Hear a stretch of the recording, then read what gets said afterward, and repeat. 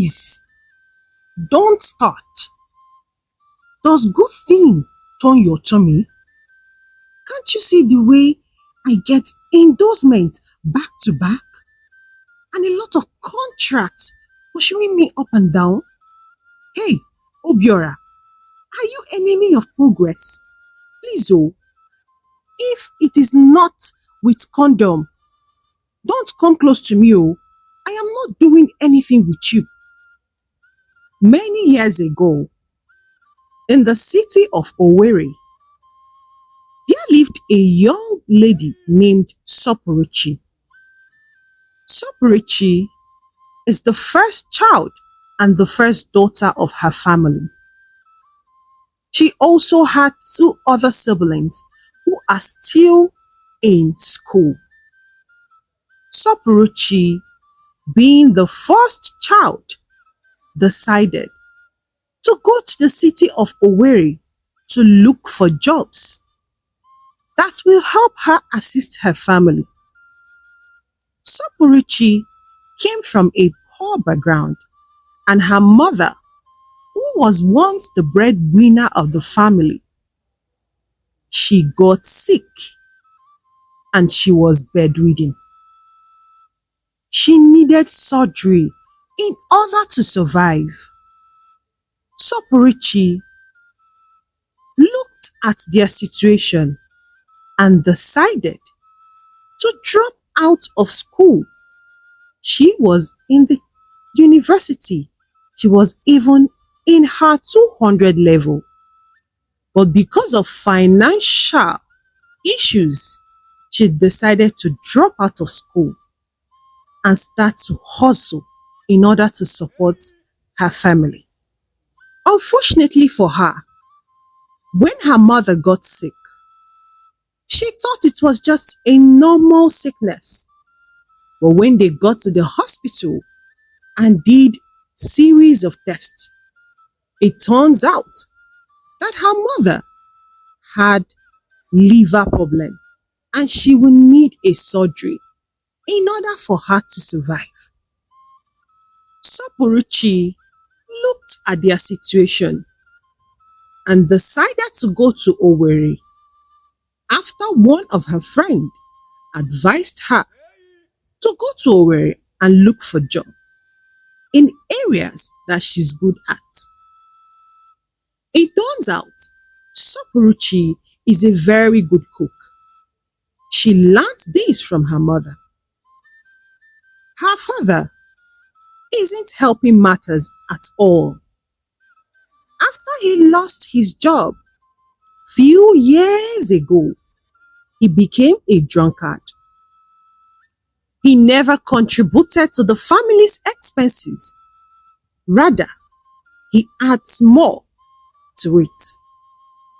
It was then Soichi's mother that took up the responsibility of taking care of her children, ignoring her husband's bad behavior. But the devil came knocking when she fell ill and was rushed to the hospital. It turns out her sickness was a serious one. When Soichi got to the city, a good friend of hers named Somto accommodated her. They were to share the bills in the house equally. Soichi was so happy. She accepted immediately.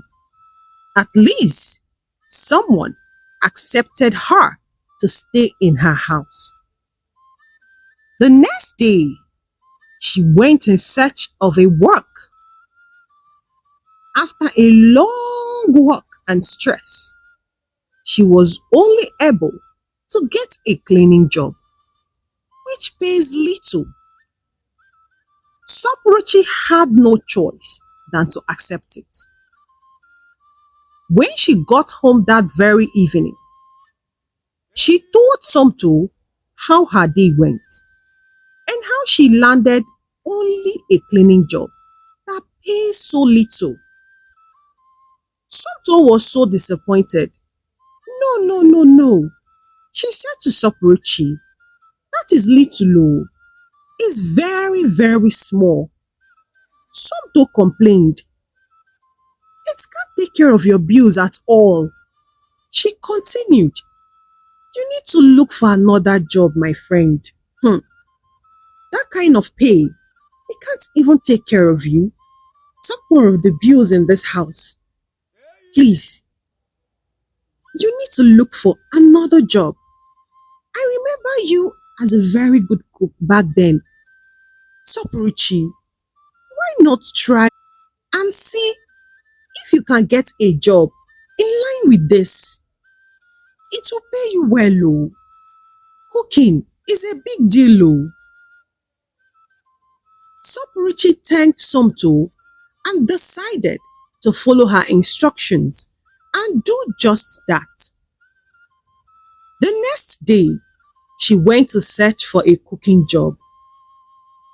After the whole day of walking up and down, she didn't see anything tangible. She was so exhausted. As she was coming back from the job hunting, very tired, she decided to stop by the store on the street to get a bottle of water to drink. When she accidentally bumped into a young man, Sopuruchi apologized immediately, saying sorry to him.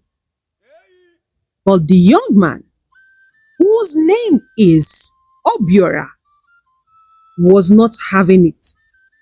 He was already having a bad day. He yelled at her immediately. Can't you watch where you are going? He shouted at Sopuruchi. Sopuruchi then continued to beg him. She even picked up the items that fell mistakenly from Obiora's hand. But unfortunately, most of the drink poured and wasted. Obiora shouted at Sopuruchi again. Now tell me what to do with this broken juice and drink, and they are very expensive. I'm even famished. I want to eat. I am very hungry. I had a long day. I have not eaten good food since morning. Now, I managed to buy what to eat in the car. You wasted it. Sopuruchi continued to beg. She even went as far as telling Obiola she can cook. If only he can employ her, then she will make up for the wasted food on the floor. Sopuruchi pleaded. She told Obora she can't afford to pay him because she doesn't have enough money on her. But she can cook and assist. Obiora asked her, you can cook? Yes, I can cook very well. Sopuruchi replied to him. Then, prove yourself. If you can cook something I love, then you are employed. And you don't need to pay for the drink and the yogurt you poured away. But if you cannot cook, you will pay for the damages. And also, you're going to pay for the ingredients you wasted cooking those food. Sopuruchi at first became scared and worried, knowing she has no money, and if anything goes wrong, she wouldn't be able to pay any dime to Obora.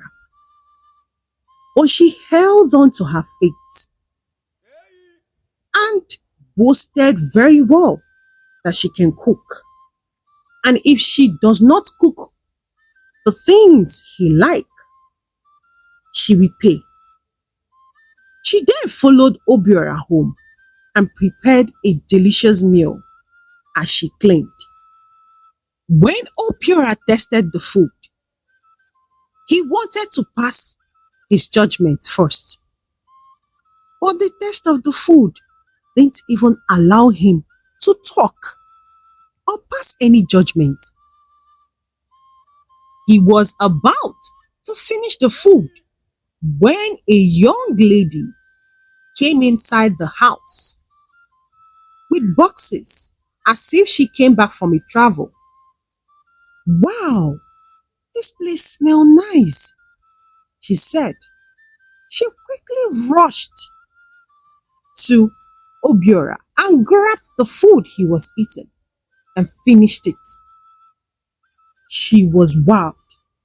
She then requested for her own plate of food, seeing Soichi standing there. She even asked who prepared the meal. Soichi said she was the one. The young lady complimented Soichi's cooking and told her she's a very good cook. Soichi was so happy. She then proceeded to ask Obora, "Sir, please, am I hired or not?" Amaka took the words out of Obiora's mouth. "Eh? Don't ask that question again, oh. You are hired, my dear. Wow, you can cook, oh. The food is so tasty." Obiora had no choice than to agree. He then proceeded to tell Soichi she will be living inside his house. She will be a living chef. There is accommodation already waiting for her. He also told her the amount he will be paying her. Soichi was so grateful and was so happy. She thanked Obora and asked when she can resume work. Obora told her to resume immediately. "You can start tomorrow." Soichi was so happy. She hurried home to tell the good news to Somto, her good friend. When she got home that day, she told Somto how her day went and how God surprised her. She told Somto how her faith in God gave her a job, paying 5 times higher of what that cleaning job offered. Soichi also told Somto about the offer Obiora gave her to be a living chef in his house. Somto was so happy for her and wished her well. Soichi then proceeded to tell Somto, regardless that she's going to live in her new boss's house, she would still support her every month whenever she gets paid. The next day, Soichi, who already packed her bags the previous night, moved to Obiora's house. When she got there that morning, what welcomed her was the argument between Obiora and the young lady. They were too loud and they forgot they were even expecting Soichi that fateful morning. Until they argued and argued, and when the young lady turned and was surprised to see Soichi already standing at the door, Soichi greeted them, but the young lady did not respond to her greeting. Rather, she hissed and left the house.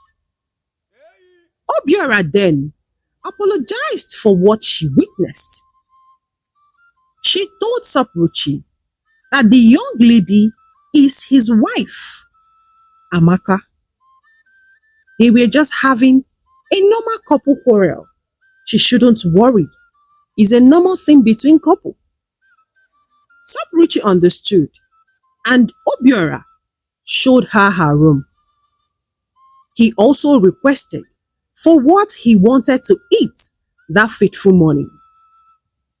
Soichi swung into action. She entered the kitchen and prepared the breakfast for him. That night, As Obiora and Amaka lay down on their bed, Obiora wanted to have the feeling of his wife, Amaka. But Amaka didn't refuse. She was even willing to make love with her husband. But when she brought out condom, everything changed. Obiora was surprised and asked her the meaning of what she's doing. Amaka, why are you holding a condom? Amaka explained that they need to use protection. She's not ready to lose her shape. Obiora got angry. I thought you were joking the first time you pulled this stunt. Amaka, this is not the plan. What is the meaning of this one? Obiora angrily shouted at her. We both dated. We discussed. After 3 years of our marriage, we will start having children. Amaka, it is 5 good years now, and still, you are not ready? I don't understand you. This was not the plan. Obiora complained bitterly. Hey, please, don't start. Does good thing turn your tummy? Can't you see the way I get endorsements back to back? And I also get a lot of contracts. Obiora, are you now an enemy of progress? Please, if it is not condom that we are using, I am not doing anything with you. Don't come close to me. In fact, good night, Obiora. I have a very long day tomorrow. I have a lot of shoots and I need a lot of rest. You know how I run my things. Amaka slept, not minding that her husband is hurting so badly. The next morning, Amaka woke up, dressed up to leave the house, when she noticed that the door is locked. She angrily called Soichi and questioned her. Who closed the door? And where is the key? Amaka questioned Soichi. Soichi told her she doesn't know anything about the door and the key or any lock. Just as they were still discussing, Obiora came out and told Amaka he is the one that locked the door. He told her he won't be allowing her to travel again. But Amaka was so adamant, she questioned Obiora's authority over her. You are my husband, fine and good, but you don't have the right to stop me from shining. She said to Obiora, me? I am not stopping you from shining or blowing up in your career. Amaka, Obiora, I married you despite knowing what you do as a living. We both agreed on one thing, Amaka. Why are you not doing your own end of the bargain? I love you, Amaka, and I want the best for you. I support you. But if only I knew that giving you all those fame will change you. Amaka, I wouldn't have helped you. It has been 5 years of our marriage. Still, you have no interest in giving us a child. Just one child. Why, Amaka? Obiora questioned her. Because I am not interested in bringing in any child into this world for now. Obiora, see, we are still young couple. We can adopt my husband. Yes, let us adopt for now. Don't stress me, please. When I'm ready, we can try out for pregnancy. But for now, your wife, this beautiful model in front of you, is not ready for anything called childbirth.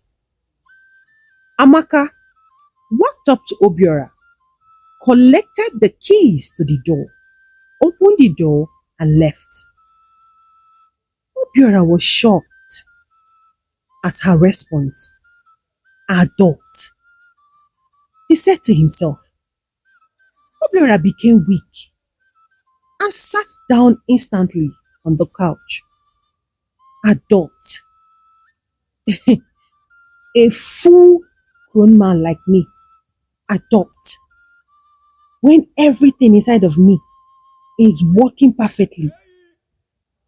What has gotten into Amaka? Is it fame? Or because of the too much money? What is this? I never knew that money can change Amaka like this. Sopuruchi interrupted him. Sir Obiora, please. Breakfast is ready. Should I serve it, sir? Or should I package it for you, sir? Obiora stared at her and he was continuously looking at her. Sopuruchi became very uncomfortable. She had to call to Obiora's attention. Sir Obiora, I am talking to you, sir.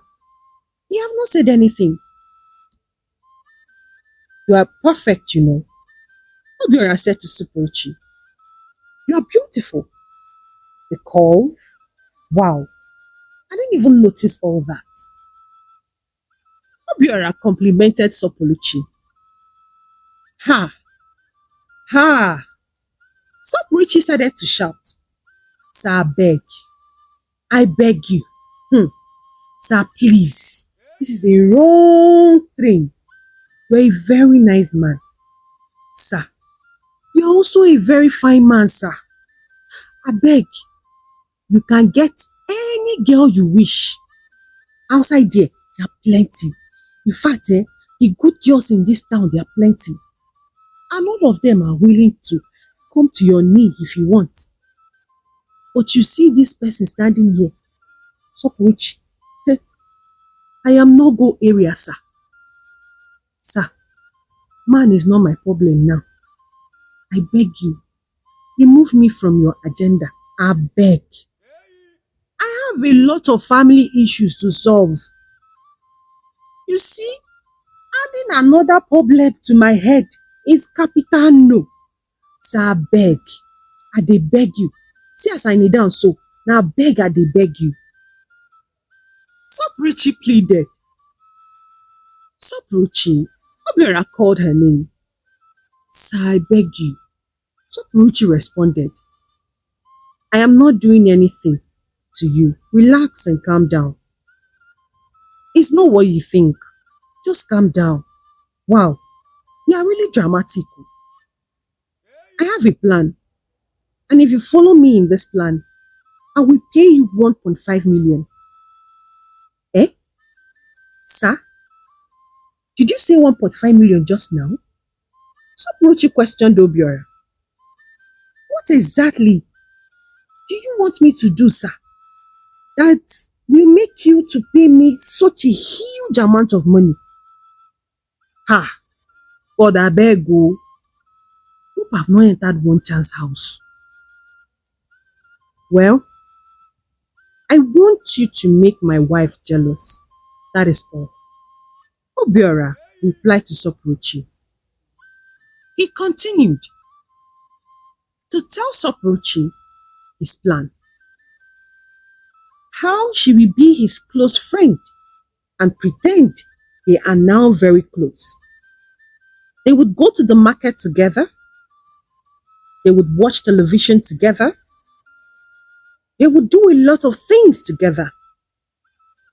But one condition, no physical contact, no matter what.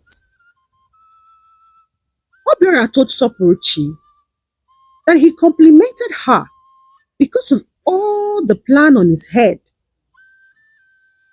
Soichi was so uncomfortable. She begged Obora to allow her to think about it and give him a response later. Obora agreed and told her to give him a reply that same day in the evening. Soichi had no option. She left and entered her room. She was so uneasy. She couldn't believe her ears. Just 1.5 million just to act and pretend in front of her boss's wife? This is tricky. Oh. What kind of temptation is this one? I need to speak with Somto. Soichi quickly called her friend Somto and she told her everything that had happened and the offer Obora, her boss, is giving her. Somto, being a wise friend, told Soichi to think of the positive side of that offer, the good thing the offer would do for her, and also think of the negative impact of that offer, how bad it will affect her. Then it will help her to make a very good decision. She reminded Soichi that this will help with her mother's hospital bill and the surgery money that she really needed. The 1.5 million will go a long way if she takes the offer. She also reminded her of the negative side of taking that offer. It might make her to lose her job, or worse still, she will get into trouble with her madam, the madam of the house. Somto advised Soichi to take the offer. It is better than forming a holy person and lose out. She told Soichi, what if you didn't take this money? You didn't take this offer, and still, you won't even work up to 6 months in that house, and they fire you sharp. Soichi, 6 months, you have not gotten 1.5 million. Remember your mother when you are making any sort of decision. Somto advised her, but Soichi didn't agree with her friend Somto.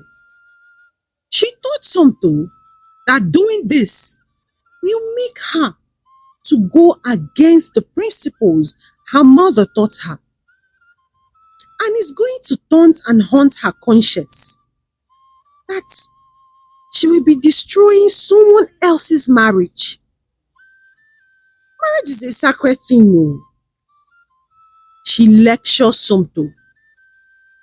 Somto became angry. I know you are very smart and intelligent, Soichi, but you are very stupid now. You are giving me a lecture about marriage being sacred, but your mother is dying in the hospital. Soichi, use your head. If not, you will regret this decision that you are about to make. Hello, besties. Do you think Soichi would take this offer? Let us find out in the next part of this story. Please support your girl and share the story with your friends. Give it a big thumbs up if you enjoyed it. And if you have not subscribed, what are you waiting for now? Support your girl and give it a very big thumbs up and subscribe. And you can also support Mona by buying her a coffee. The link is on the bio and the description of this story. See you on the part 2 of this story. Goodbye and God bless you.